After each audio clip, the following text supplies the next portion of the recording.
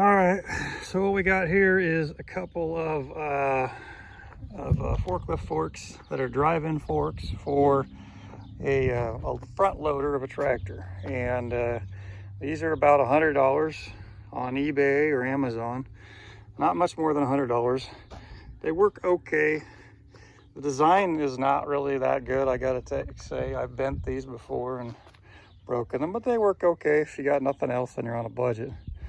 So the question is, how can I make these, better and stronger? Because one of the things that happens is they start off, and I guess I don't know, they might look like that, and then they'll start moving around. You'll pick up something and you'll wedge it, and this one will go that way. Next thing you know, they're not straight, and this one will go this way. So they sell this gizmo. Obviously, this isn't very good, as you can see. Based on what I do out here, I don't mess around, and that thing wasn't worth a shit. But it basically is supposed to slide in here, adjust. It would, you would mount it. It slides all the way back, and it's supposed to hold it all together so it's straight. Of course, it doesn't work with the shit. It's made for, light use, which is not what I do. So, what can you do? This is what I've done. This is basically the same thing, a little heavier version, but pretty close. And what I've done is I welded a piece of channel across the two to lock them straight.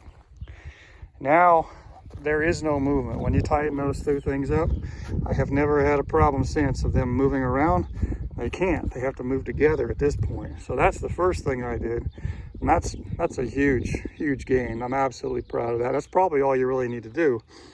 But the other thing I did was, they're not strong enough, so I made them stronger, of course, and I welded an set of overload springs to the base of this. You can see it on there.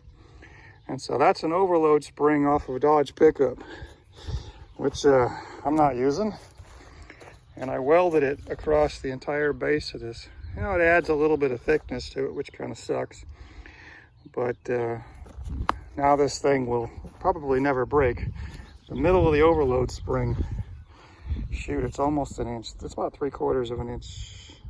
Maybe between half and 3/4 of an inch thick. It's a very thick spring. So that's one way you can enforce, beef up, and adjust your forks for your front loader. That's what I've done. Now the problems still are in this design. As you overload, and I've picked up trunks that probably weigh in the thousands of pounds, and it still kind of holds out, but I've also bent this, and you can see I cracked it right here. That's why I put the overloads in there. And even though with that crack, with that overload spring in there, it's stronger than it ever was. So that doesn't mean anything anymore, but that's the original reason I got the overloads. But in addition to that, I've actually bent this way, or actually I think what happened was I bent that right in here. Even though it's an inch thick piece of steel, I don't go easy on things, and I've bent it up. So that's the problem with this design. I don't really know that you can do much with it. It's just not the best design. You're better off, if you can, to get the roll-on forks thing.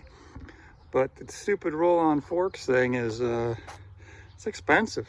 I haven't been able to figure out how to afford it, and this is $100.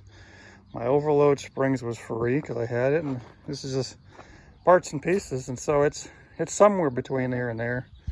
But yeah, if you can get the roll-on one, you're certainly money ahead. But this is for the person on a budget. So a nice way to beef up and strengthen what would otherwise be a lot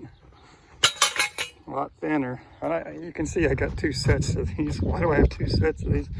Well, when that one broke, I ordered another pair. They're only $100. And before I could use this, I had already rebuilt all that with the structure you've got there. And then I haven't really used this that much, but it is nice to have a second set that doesn't have the weld. And what I've done is I've put these, on occasion, I'll put them real close together on one side of the fork, maybe like that, and use that for just something in some short form. So it's kind of handy having both of these in the end. Hope it helps.